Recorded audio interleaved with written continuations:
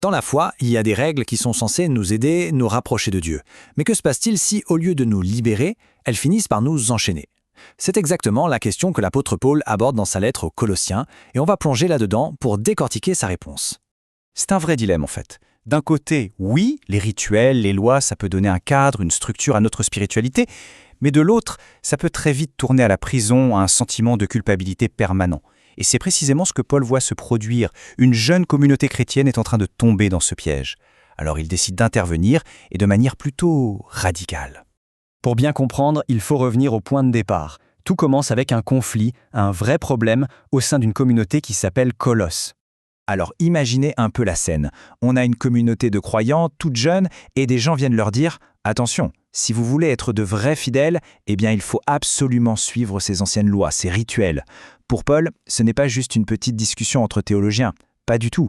Pour lui, c'est un danger immense, un véritable retour en arrière qui risque de vider la foi de tout son sens.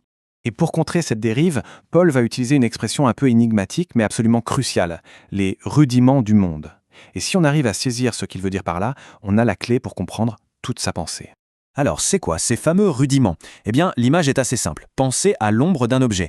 L'ombre, ce n'est pas l'objet lui-même, on est d'accord. Mais elle nous dit qu'il y a un objet. Elle nous en donne une idée, une silhouette. Pour Paul, c'est exactement ça. Toutes ces anciennes règles, c'était l'ombre. Pas quelque chose de mauvais en soi, attention, mais juste l'annonce, le prélude à la réalité qui allait venir. Et là, le contraste est saisissant. D'un côté, on a les cérémonies terrestres, donc l'ombre, et de l'autre, la réalité en Christ, c'est-à-dire l'accomplissement. C'est un basculement complet de perspective. On passe d'une définition de soi par des règles matérielles, extérieures, à une identité complètement nouvelle, une identité spirituelle. Bon, et ce changement radical, ce tournant, il ne sort pas de nulle part. Il est lié à un événement bien précis, un événement unique et absolument central. L'argument de Paul est direct, sans concession. Il dit « à la croix, c'est fini ». Toutes ces règles cérémonielles ont été abolies. Et attention, il ne dit pas « modifiées » ou « adaptées », non, « abolies ». C'est terminé, leur temps est révolu, point final. Et il y a une image incroyablement forte qui vient illustrer ça, un symbole puissant.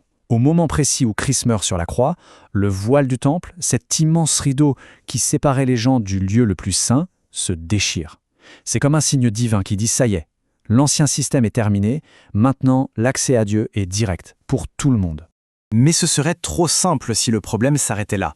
Parce qu'en plus de ces anciennes lois, l'être humain a trouvé le moyen de rajouter sa propre touche, sa propre couche de complexité par-dessus.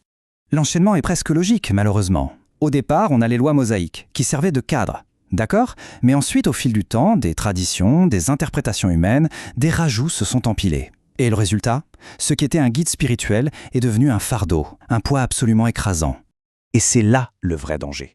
C'est que ces règles ajoutées, elles ne sont plus du tout tournées vers Dieu, mais vers l'ego. Elles deviennent un moyen de se sentir supérieur aux autres, de croire qu'on peut mériter son salut par ses propres efforts.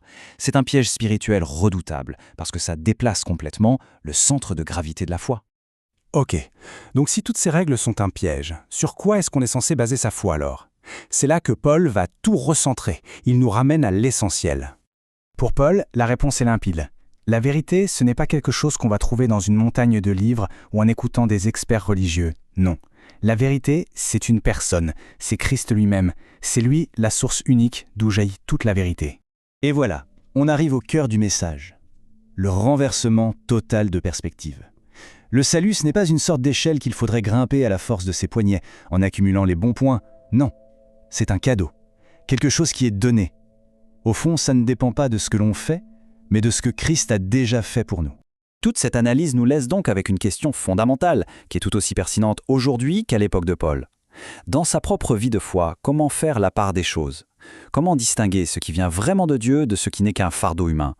Et surtout, comment s'assurer que sa foi repose bien sur le Christ et non sur ses propres efforts? La réflexion reste ouverte.